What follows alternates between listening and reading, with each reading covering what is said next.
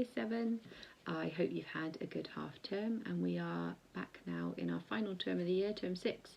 We are continuing with the Tempest. We're only probably not even halfway through quite.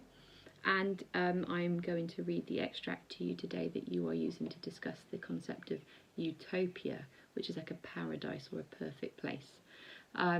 You're going to get to consider what your own utopia would be, having looked at what Gonzalo has to say. So here we go. So as a quick reminder of where we are, this is Act 2, Scene 1.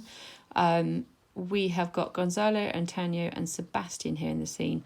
Alonso is here too. He's not speaking in this section though.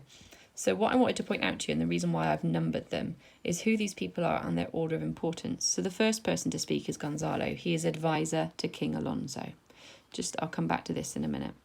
The second person to speak is Antonio, and he is Prospero's brother that travelled on the ship as well.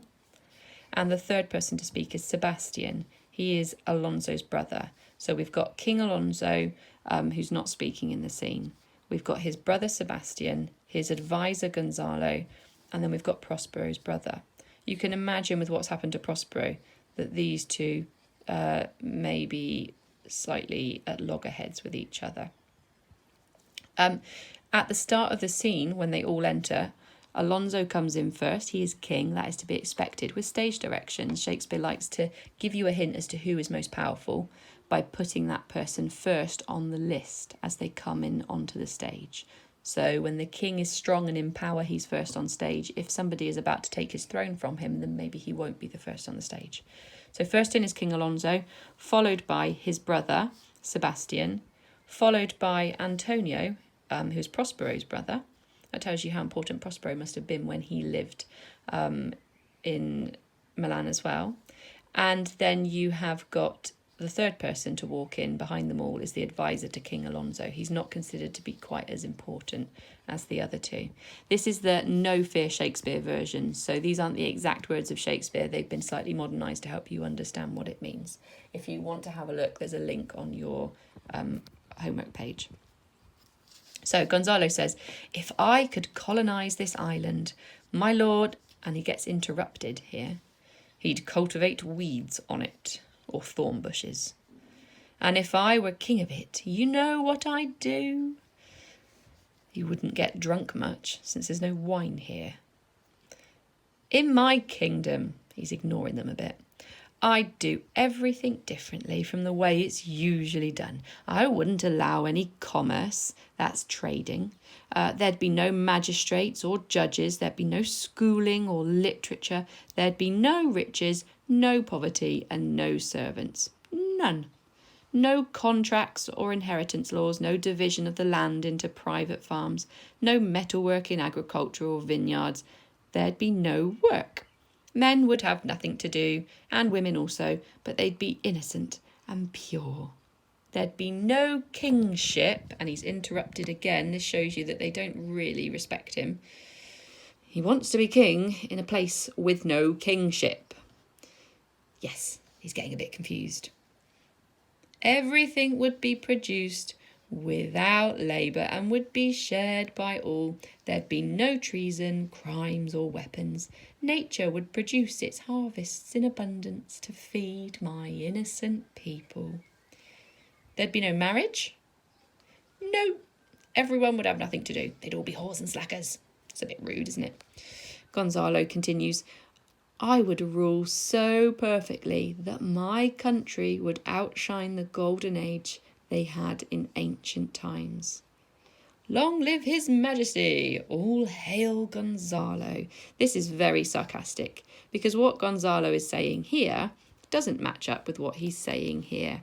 This is his utopia. He wouldn't allow there to be, as he said, there'd be no kingship. And as Sebastian points out, well, the way that he describes it, he wants to be the king, and yet there'd be no kingship there. It's not going to happen. It's impossible.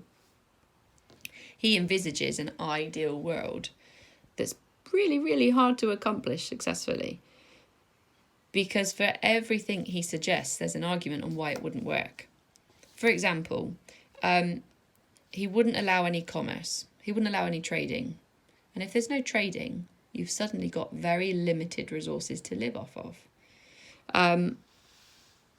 There would be no division of land. Well, as we've seen, at one point there was no division of land. And over years, a land system was developed. And okay, it's not necessarily fair when you think about things like the feudal land system, which you'll get to see in history. But it was divided up because it needed to be worked, and then ownership was taken over things.